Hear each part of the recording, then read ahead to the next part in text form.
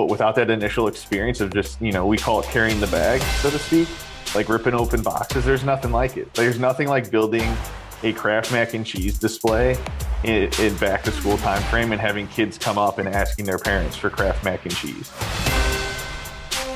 I am super pumped about today for a few reasons. One, I actually know Kevin Zidron, who is the VP of Capabilities. You tell me if I'm blowing this, by the way, on the All title. Good. Okay. So we've had a chance to work together and, full disclosure, doing some work with the team at Kraft Heinz. But really you're in the transformation arena, and we will get there. But let's start by the realities of Tobacco Road, which is where you learned it. And I'm assuming you're a huge Carolina guy and a Duke hater. Diehard Tar Heel fan. Diehard Tar Heel everything. My wife gives me so much flack for it. Actually went to the North Carolina Notre Dame game this past weekend. Great experience. Unfortunately, we lost in South Bend. But Notre Dame is my second least favorite team behind the Dukies. I can't stand them. I can't mentally get over the fact that Duke is 8 miles down the road in a completely different world from us in Tar Heel Nation. Now, when you actually stumble into Dukies in work, does it bring you closer together, or does it work against you? Oh, it works against us. It's the initial, I'm giving that guy a side eye, that individual. Why are they here? I'm not sure how this partnership's going to go. And we always have to hash it out. It always has to be the first conversation to get over that hill. Well, and again, so you're super loyal to Chapel Hill, right? And loyalty seems to be a theme if you really look at your path to the transformation team at Kraft Heinz. You've been over there for over a decade. I think it's been 13 years now. Is that about right? Just about, which is it's crazy, but definitely loyal to the organization, whether it's Kraft Heinz, all of it. So get me from the Kevin who loved Carolina basketball, who studied journalism and communications, to the role that you're in today. Let's imagine that someone that's thinking about making a career change or someone in college is listening to this. How do you go from there to where you are today? Yeah, I wish I had some provocative story that at the age of 5, I wanted to be a salesperson and sell food for a living. But I actually wanted to be a basketball player. Realized that probably wasn't going to work out. I don't think this is on video, so people can't tell I'm 5'9", 5'10", and I don't have a jump shot. So that dream was gone. But when I went to school, I didn't have an idea what I wanted to do. So I did the typical college thing and interviewed in a wide range of areas. And it was 2009 where jobs were scarce, and had a great interview with Kraft Heinz and loved the people I interviewed with, and decided it's a great opportunity to work for a Fortune 500 company. And they were able to get me in Charlotte, which is a place I wanted to be right out of school. So it was a natural fit just right out of school. Okay. And again, you go from Charlotte to where you are to talk me through that first job. If I'm I want to be in transformation when I grow up, how does that happen? Yeah. So I started just, at the time, Kraft Foods and Mondelez were together. So for those not in the food industry, Mondelez has Oreos, favorite cookies, Nutter Butters, things like that. And I was stocking shelves at grocery stores in the Southeast, traveling around and doing that. And found a great passion for managing and working with people and interacting with people on a regular basis. And from Charlotte, had an opportunity to just move to Nashville. Had never been to Nashville, knew nothing about Nashville except where it was on a map. Didn't necessarily like country music either. So it was a tough sell on me, but career-wise was the right move, and went and managed Dollar General, which is a huge account in the industry, 10,000 stores. So it was great visibility of the organization, and really got my feet wet. It kind of being an entrepreneur and owning my own business at Kraft Heinz. It was a high growth area for us, so it could be very creative. And from there, and had a great time in Nashville, moved to Chicago about 8 years ago now, which is crazy. And going from the warmth of the South up to now the brutal cold and dealing with winters, and worked in our headquarters. And I think working in headquarters in sales really unlocked a lot for me. I'm a natural learner, and it gave me an opportunity to learn about our supply chain better, learn about our financials better, learn about different levers of growth and marketing.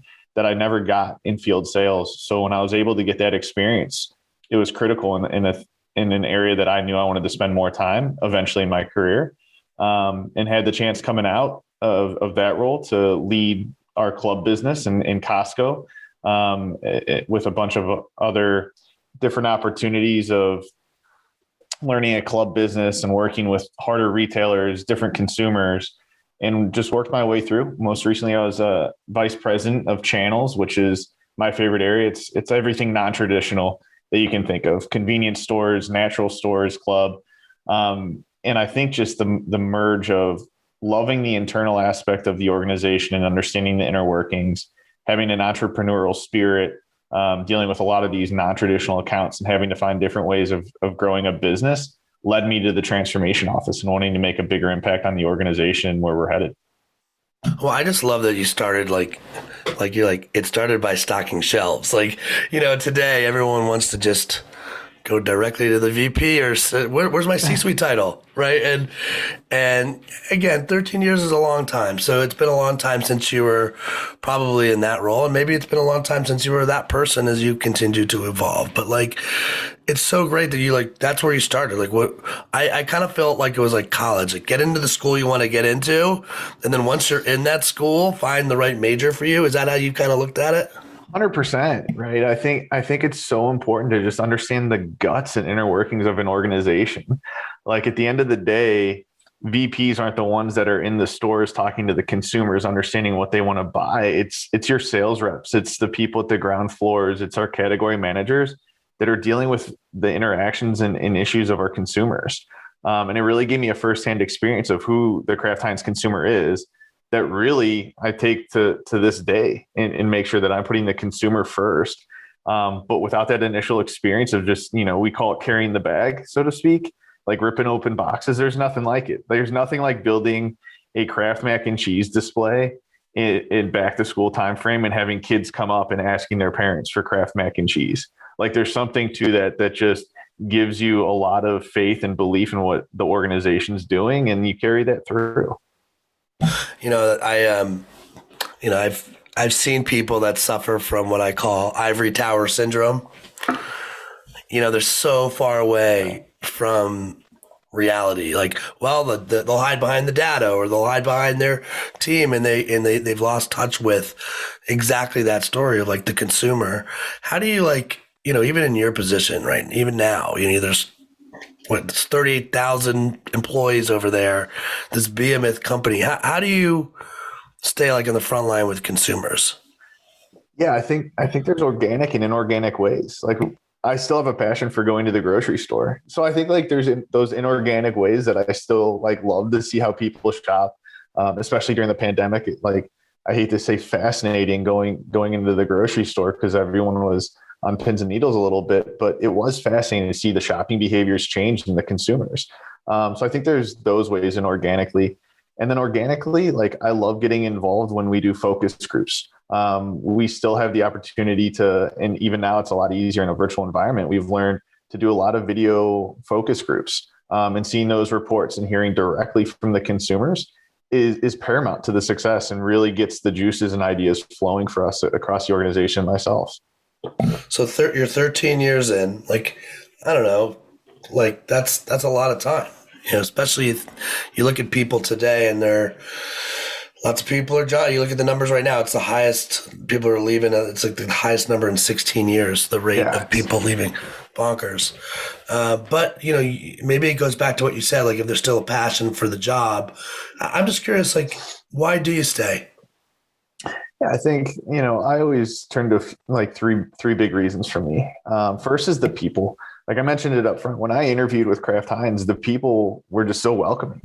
I majored in journalism and communications. I didn't have a business major, and they didn't care. They liked me as a person, wanted to get to know me as a person. I wasn't just somebody on a resume that they cared about. And I think that set the tone for my entire career, and continues to this day, where everyone you work with wants to help you. Everyone you work with wants to be an advocate and give their best for you. The folks that have worked for me always are asking, what can they do better? And it's just how we develop our people, how the leaders lead across the organization, that never changes. The names might change, but the culture of our people don't change. And I think that's first and foremost. I mean, hell, my wife, I work with my wife. I met her at the work. Like, the people matter here. The second big piece is the organization's always given me an ability to learn and grow individually, and give me professional opportunities that I don't think I'd get anywhere else. They're willing to take risks on individuals and pressure you and push you to places that you've never been. I've taken a few jobs, this one being one of them, where there was no clear defined role of what I was going to do. It's, here's your title and here's what we expect of you. You figure out what the pathway is, and we're here to support you, and we're here to let you grow and kind of spread your wings, so to speak. So I think that's the second piece. The last is I truly believe I'm part of something bigger. We talk about the power of we at the organization quite a bit, and we don't just talk it, we walk it every day. And I think whether it's something simple like feeding America, everyone eats food, and that's a tagline we wanted to get across, whether it's supporting folks through the pandemic in different ways, there's always something bigger than just logging into your computer and logging off at night and answering emails. There's a larger purpose that's behind it. And those three reasons are why I continue to stay here and stay here with a positive attitude and look forward to the future. And you're in transformation. So, again, I mentioned this, you and I have had a chance to work together over the last year, and I'm sure you can't share everything of what's going on in the inside, but you're this massive company. Talk a little bit about how transformation works there. And I imagine if I had this podcast a decade ago, we'd still be talking about transformation, right? So it's what's different today than maybe a few years ago, and what can you share, if you don't mind me asking? Yeah, absolutely. For us, about a year and a half ago, new leadership came in, new CEO, Miguel Patricio, and we had that reflection in the mirror. We needed to understand what was still working and what wasn't working, and have that self-reflection and courageous discussion with ourselves. And what we knew is we had great brands. That wasn't an issue. We had our Capri Suns, our Kool-Aids, our Lunchables, our Kraft mac and cheese, Heinz ketchup. We had great brands, but we needed to grow more effectively. We knew that we had a lot of tools and skills, but we had to upskill a lot of capabilities to make that a competitive advantage for us. And we had a big opportunity to just enhance our relationships internally and externally, like how we operate amongst ourselves and then with our retail partners and supply partners. So it wasn't that we were completely broken. We just had to re-engineer a little bit. So what we then focused on is, this idea of scale and agility across the organization, and really focused on four main areas. First being people with purpose, and how do we rejuvenate our talent? We had a lot of talented folks. How do we rejuvenate it? How do we get new talent in? And then how do we bring that expertise to develop new ways of operating with ESG initiatives, for example?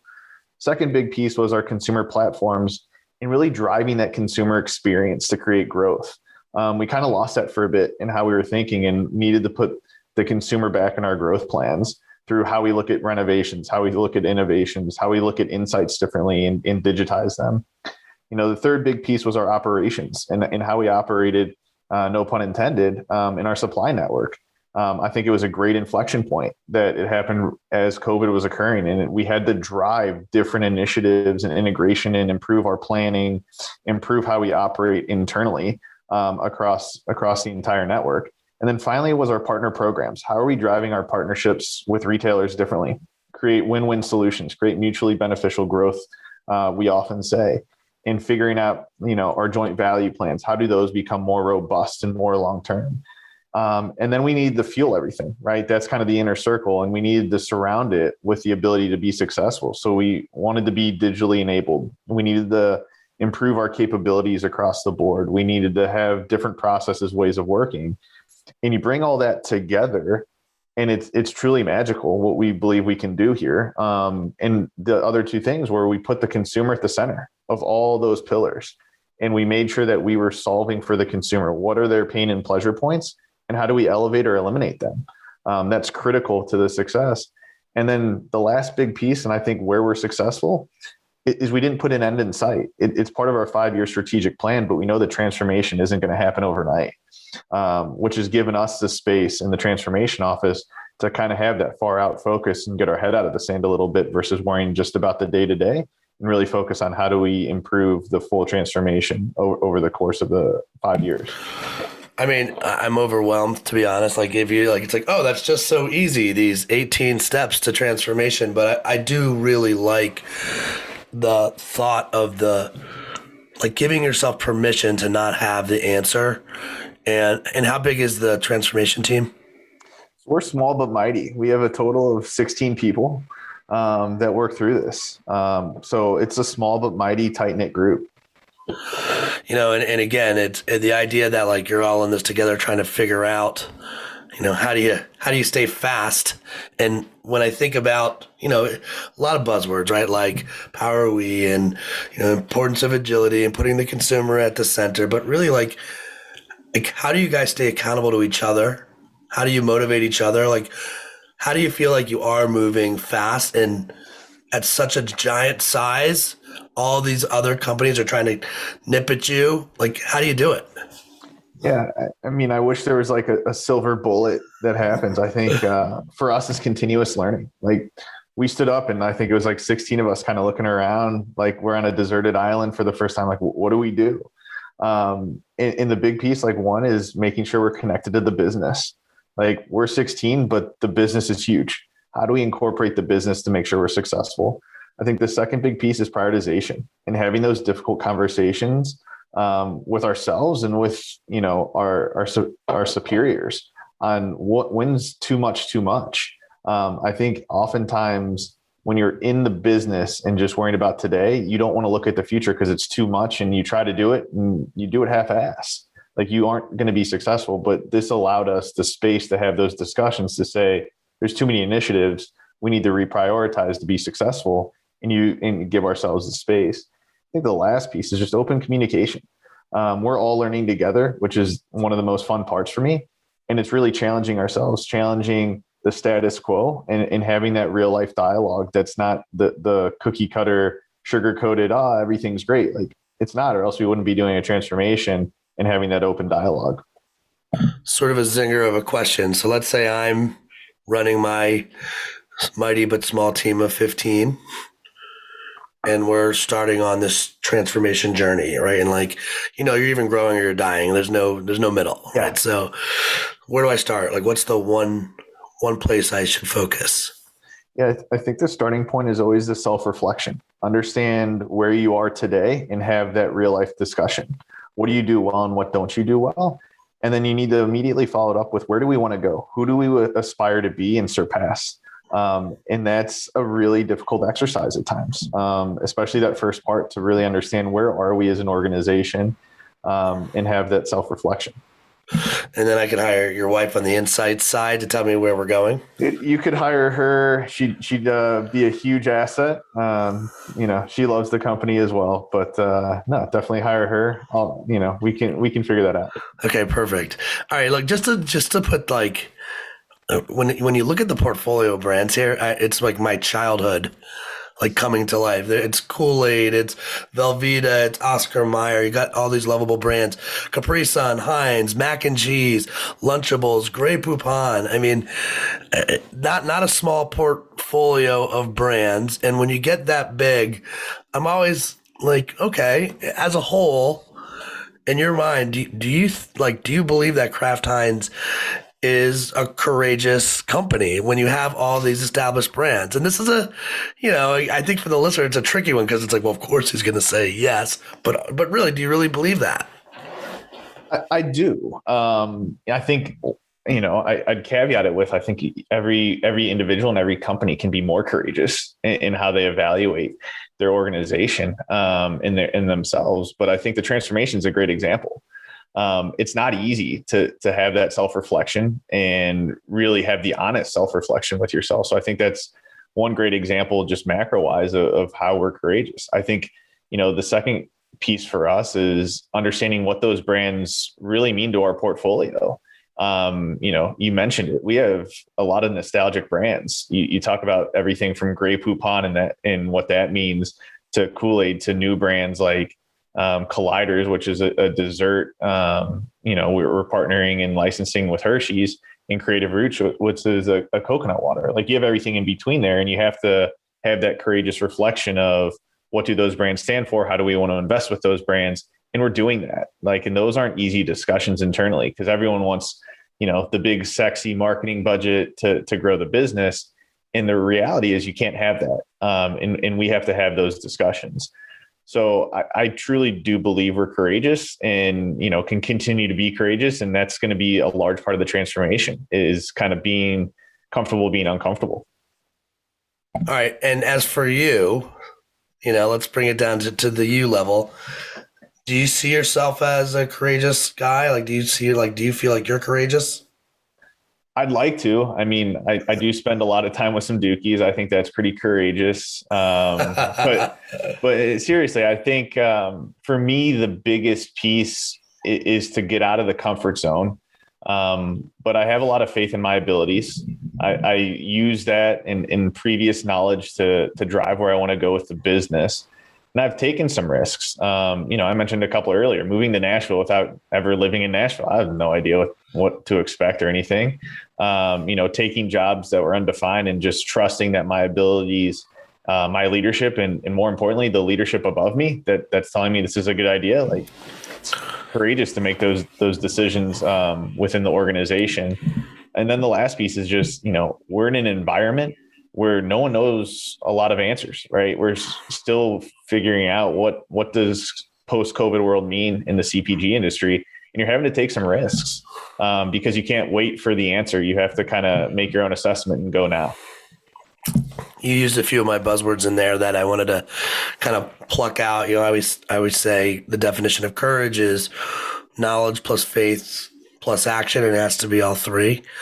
So in the spirit of, let's get a little vulnerable here. So like, is there a time that you can remember in the 13 years you've been there where like you had the knowledge to do the right thing for the business and had the faith that it would work, but for whatever reason, like just couldn't pull the trigger, like just couldn't take the action that you needed to take?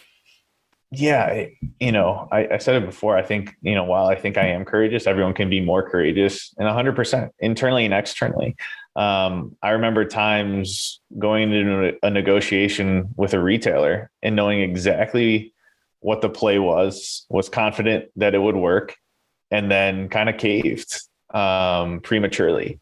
I know times internally where sitting in a meeting, a large group meeting, with a lot of stakeholders, and everyone's going one way, and I'm like, that just doesn't feel right, and know that the other way is the answer, and being timid about that.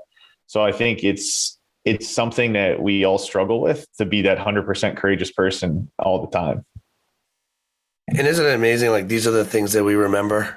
Like, we remember those moments sitting across the table, negotiating, and realize like, oh, I caved. How did I cave? Why did I cave? Oh, 100%. Like, and those are the vivid ones. You don't remember the times that you're like, that was a great negotiation. Like, I love sports, and I always use that analogy. Like, you always remember the games you lose. You never like really remember like, oh, I had a great game. It's like, no, I remember the time that, I went 0 for 4 with 3 strikeouts. Like, that was a terrible day. But the day you had 3 home runs, you don't remember that too much. And it's the same in business. Like, I can remember the last month of like a handful of times where like I'm like, oh, that meeting, I didn't do what I needed to in, and could have made a different decision, and should have made a different decision. Why do you think it's so hard? Like, in that moment, like what's the holdup, you think? And I think people inherently are afraid to be incorrect, and afraid to be vulnerable in that situation. They're afraid to have all the eyes on them, and that idea doesn't work, especially in a group setting. You're like, oh, it's easier to just go with the consensus. At least if it's wrong, 20 of us are wrong, versus if it's wrong, 1 of us are wrong, regardless of you're the expert. I also find it fascinating. Like, sometimes it's only like there's 1% doubt in you, and that chooses you to make a different decision. And it's like, you forget 99% of you is like, that's a really good decision to make. And the 1% outweighs it somehow. So I think it's just that self-doubt. Over this 13-year run for you, and I'm sure you've known exactly what to do, and you've had self-doubt and other times. Has there been, like, have you ever like declared a mentor at the company? Have you had a mentor over there? Yeah, multiple. Luckily for me, my main mentor is my manager right now. She's been fantastic and, balances that manager mentor relationship very well. But I've had multiple across my career and find just tremendous value in them, both personally and professionally.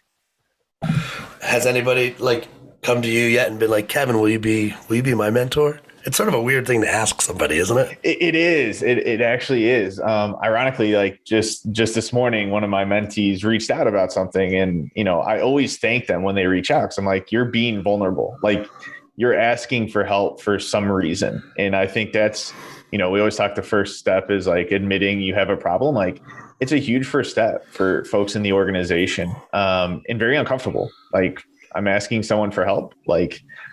And then I'm going to share and ask them for their feedback, and I'm going to really do something with the feedback. And I'm wasting their time, and there's so much self-doubt even in that, but so much value. And I love being a mentor to folks and feel it's a value add I have to the organization.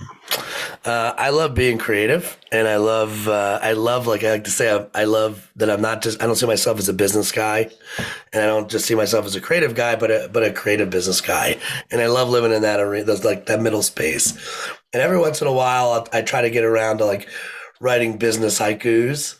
And so I've got a few that I wanted to share here. And just so the audience know, he doesn't get to see them early. He's responding in real time. And so I got 3 for you. And I try to hit the sign of the time. So here's the first one. You ready? All right, let's go. Okay. And remember, it's 575 for those haiku fans out there. Calendar syndrome. Zoom meeting after meeting. Your think time, no. Oh my gosh. So relevant. So relevant. It's, what's been fascinating is, and I think about this all the time. I used to get up, I'd go for a run, and then I'd have about an hour commute into an office between walking and subway. And then I'd have that same hour on the way back. And that was my time. I could turn on podcasts like this. I could read. I could do absolutely nothing. Now I have a Zoom meeting at 7:30 almost every morning because I'm accessible and everyone knows I'm accessible because there is no commute anymore. And it draws fatigue. And then you have to get on video too, because like now we're a year and a half in, you need to be on video. You can't take your video off. It's a huge drain. Like calendar is always booked. Like it's very difficult. That's been an interesting pivot. I wonder if there's a way to like actually put on your calendar mental commute, 30 minutes at the beginning of the day and 30 minutes at the end of the day. I love it. I think time blocking is a huge, like that's a skill in of itself is how to time block. I love that idea. Yeah. Cause we laugh all the time. We did the math. Me and one of my peers did the math, like how much time are we giving up here back to the office? And then when we go back, what are the expectations? And I think those are real conversations to be had. Yeah. The one thing I used to be very wary of in the office was someone would show up at your door and be like, do you have a minute? And, it was like, uh-oh, do I have a minute or do I have 45 minutes? But right. But like in those little moments, those little collisions is where the good stuff happened. That's where the big ideas came out of and now it's like, you're just so blocked off every 20 minutes, 30 minutes, meeting. Have we become too transactional in the way we work? I think so. Like we call them drive-bys. Like I loved in the office drive-by. I'd go down, when I was in sales, I'd go to the business units and just walk around and whoever wanted to brainstorm and chat and like have an actual conversation that time that was informal. Like I would do it an hour a day and I found so much to it. And, there's such a formality in the Zoom environment where you feel you have to put time on. And then you have to have an agenda and you have to have all these things and you're losing some of that informal, kind of more personal touch. All right. This next business haiku is kind of in line with that first one, but it's sort of higher levels. All right. Is remote work real? Work from home is work from work. Remote work is real. That's deep. Ryan. That's what I'm here for. Yeah. I'd say remote work, like from a literal sense, it's real. Like I think people are getting it done. I think what's missing is the personal touch.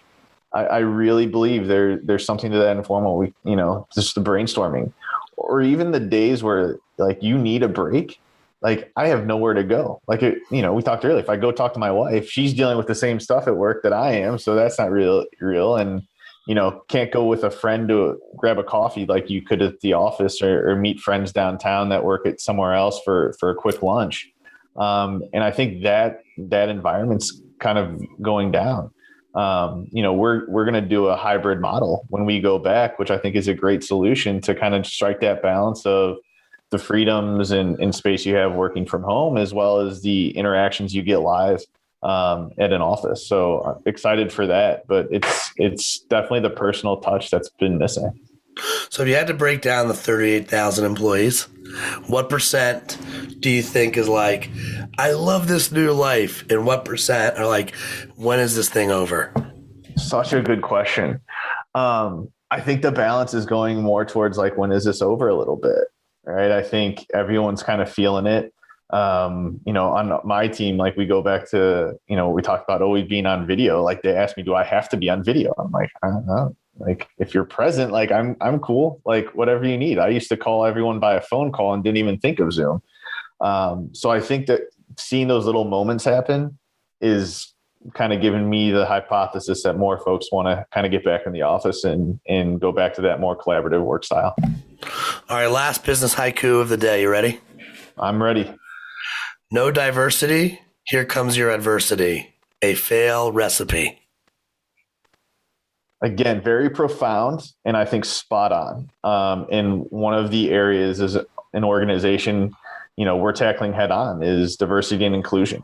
And we talk diversity so much, and it's diversity of thought, it's diversity of color, diversity of religion, all of that encompasses for us.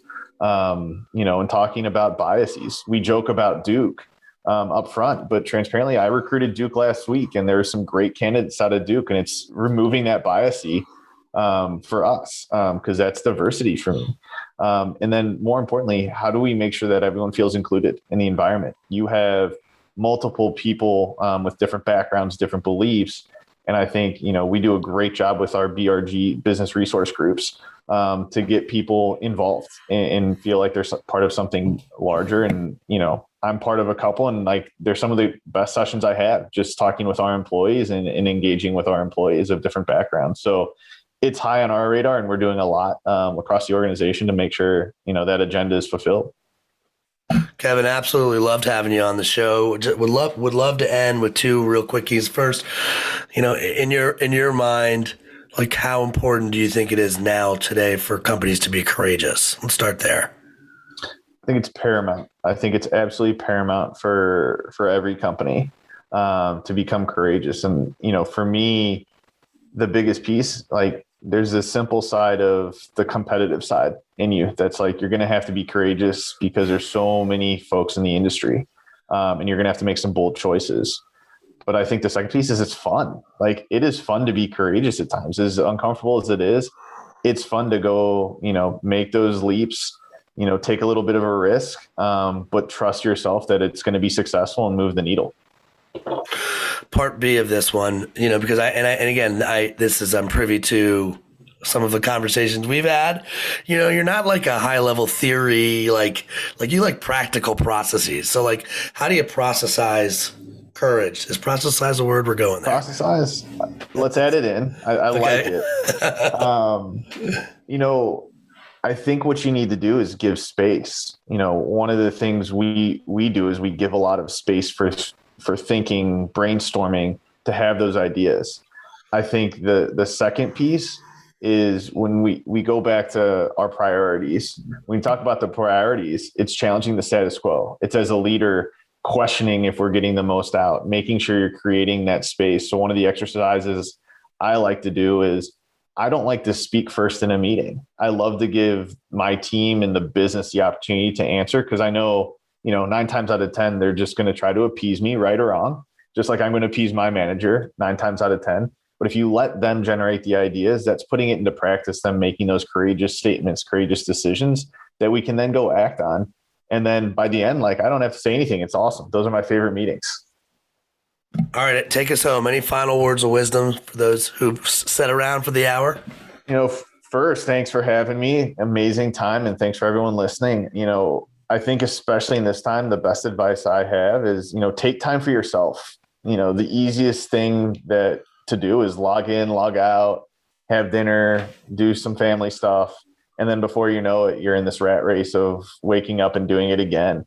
I think it's critical, like whether it's 5 minutes, an hour a day, just shut it off and do something for yourself that you're interested in. I go for a run every morning. That's kind of my thing. Don't worry about emails. I don't worry about anything my wife needs from the grocery store. That's like my time, and it's the most valuable time for me. So, I think that's the biggest piece is just take time for yourself and enjoy it. Now, do you look at your phone right when you wake up, or do you wait till after the run? Wait till after the run. Yeah, because then it sets a bad tone. If I get the email that's late at night, one, I don't want anyone emailing me at like 10 o'clock or past that. But secondly, like there's nothing I'm going to do about it then. Like it's just going to set a bad tone. So turn it off until the run's done. Yeah, my hope is that somebody right now is just coming to the end of their run, and we've been in their ears, and hopefully they learned something today about how you take this big behemoth company and these big problems that you guys have and be a little bit more agile and still continue to think about your tomorrow. Kevin Zidron, thanks so much for joining us, man. Great to see you. Thanks, Ryan. Awesome time.